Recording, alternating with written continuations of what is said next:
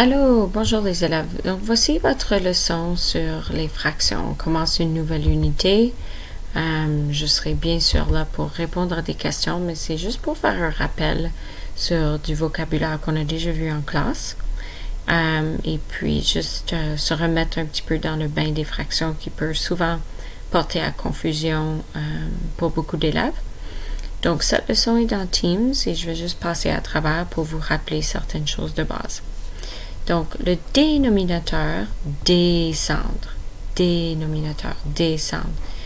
Le dénominateur est le chiffre du bas et numérateur, nuage, chiffre du haut, numérateur. Donc, dans cette leçon, on va essayer de voir comment est-ce qu'on compare des fractions quand les dénominateurs sont pareils. Comment est-ce qu'on compare des fractions quand les numérateurs sont pareils. C'est quoi une fraction repère? Et comment est-ce que le matériel de manipulation, ici ce sera un logiciel à l'ordinateur, peut nous aider à comparer des fractions? C'est quoi une fraction équivalente? Et c'est quoi une fraction impropre et un nombre fractionnaire? Donc ça, c'est tout du vocabulaire qu'il faut un peu s'approprier pour comprendre les fractions. Donc voici mes exemples pour ça. Donc, vocabulaire de base. Donc, on a dit en classe et on se souvient qu'une fraction, c'est la division égale d'un tout. Égale. Si les parties ne sont pas égales, ce n'est pas une fraction. Et on avait souvent vu des exemples en classe où ce n'était pas divisé également. Donc, ce n'était pas des fractions. Il faut que ce soit égal. Donc, ici, le dénominateur, en bas, descendre, montre le nombre de parties égales du tout. Donc, c'est 2. Donc, il y a 2 parties égales.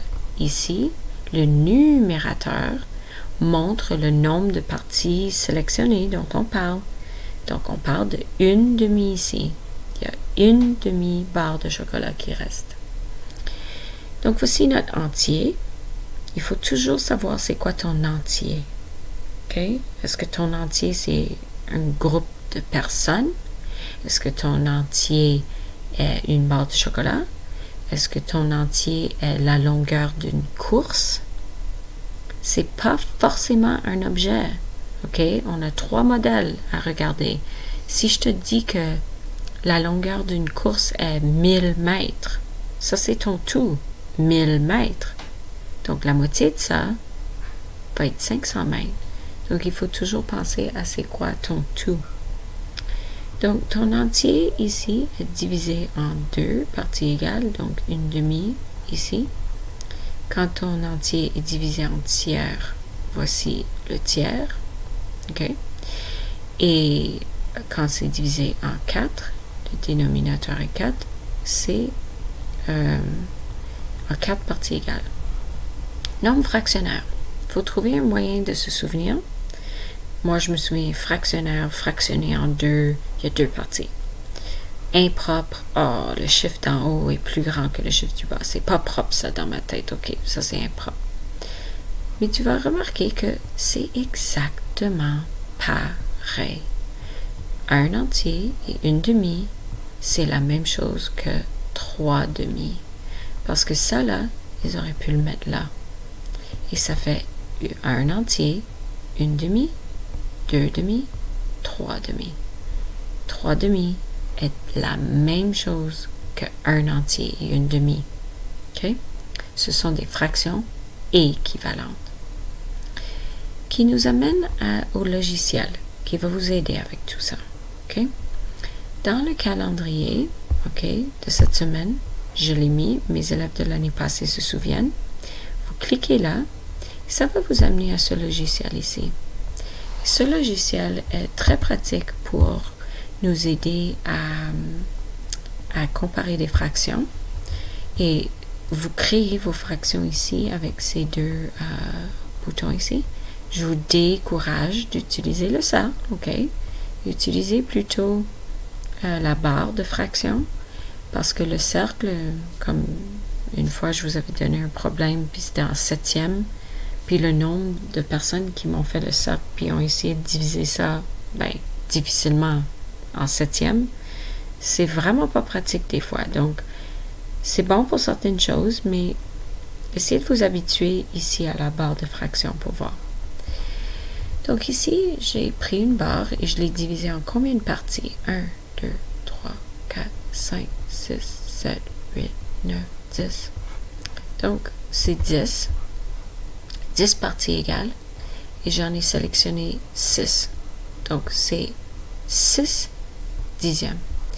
Ici, c'est des cinquièmes. Et j'en ai sélectionné 3 cinquièmes. Et on voit qu'elles sont équivalentes, ces fractions-là.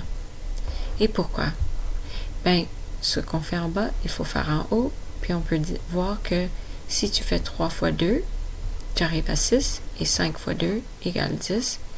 Et ceux qui commencent à bien connaître leur fait de multiplication et division vont trouver les fractions équivalentes beaucoup plus faciles. Okay? Parce qu'ils vont voir ça plus rapidement. Donc, je vous encourage de vraiment travailler encore vos multiplications pour que les fractions équivalentes, ça aille mieux. Okay? Donc là, si on prend comment comparer des fractions où les numérateurs sont pareils. Donc ici, on a 2 dixièmes. J'ai divisé en 10 parties égales. Ici, on a 2 cinquièmes. J'ai divisé en 5 parties égales. J'ai des vingtièmes et j'ai des tiers. J'ai sélectionné 2 parties de chaque. Okay? 2 dixièmes, 2 cinquièmes, 2 vingtièmes et 2 tiers. Et bien, quand le numérateur est pareil, c'est en fait le plus petit chef qui est le plus grand. C'est très étrange, n'est-ce pas? Ça, c'est quand le numérateur est pareil. Si on fait le dénominateur, regardez ici, on va prendre des huitièmes. OK? OK. Huitièmes. On va comparer des huitièmes. Encore des huitièmes. Là, je veux voir quand je compare des huitièmes. Huitièmes. OK? Excuse-moi que c'est collé à l'autre, là, mais si je compare, ça, c'est toutes des huitièmes. OK? Je compare 4 huitièmes, 5 huitièmes et 7 huitièmes. OK, je vais l'écrire ici. OK? Celui-là, je vais changer de couleur, comme ça vous voyez bien. OK, celui-là, c'est 7 huitièmes. Celui-là est 5 huitièmes. Et celui-là est 4 huitièmes. Donc, on voit maintenant que le dénominateur est pareil. Donc, quand le dénominateur est pareil, en fait, c'est le plus grand chiffre qui est la plus grande fraction. Donc, ça, c'est plus intuitif. Hein? Quand c'est pareil en bas, on sait que si on a plus de morceaux, ben, c'est la plus grande fraction.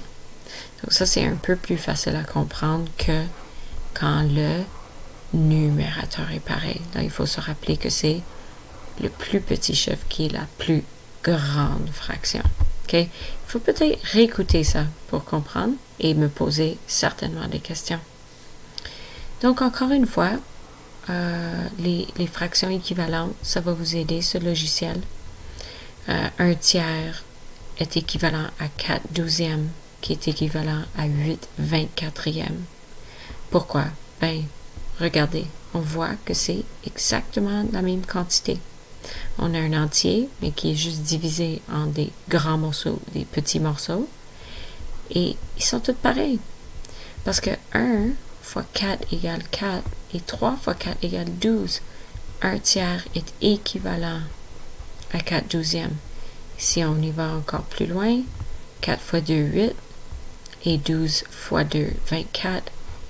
Et on voit que c'est tout équivalent. OK? Et l'inverse est correct. Quand je te dis de réduire une fraction à sa plus petite forme, mais c'est l'inverse de ça. Donc, ceux qui connaissent bien leur multiplication puis leur division, ils vont pouvoir facilement réduire 4 douzièmes à la plus petite fraction. On appelle ça une fraction irréductible. Tu ne peux pas aller plus petit que 1 tiers. C'est que tu le divises en haut. 4 divisé par 4 égale 1. 12 divisé par 4 égale 3. Et tu arrives à ça. Si vous avez des questions, ok, vous allez procéder dans NetMaths, vous allez avancer dans NetMaths, dans les choses que j'ai envoyées. Et de toute manière, je suis là pour répondre aux questions. Et de toute manière, vous savez qu'une fois qu'on sera en classe, qu'on va retravailler tout ça. OK? Donc, jouez un petit peu là-dedans. OK? Jouez un peu avec ça. Vous pouvez même ici voir un petit peu plus de ce que j'ai fait, des couleurs et tout ça. Puis ça peut vraiment vous aider à voir les équivalences. OK? Et cette leçon sera en Teams. Et puis, n'hésitez pas à me poser des questions.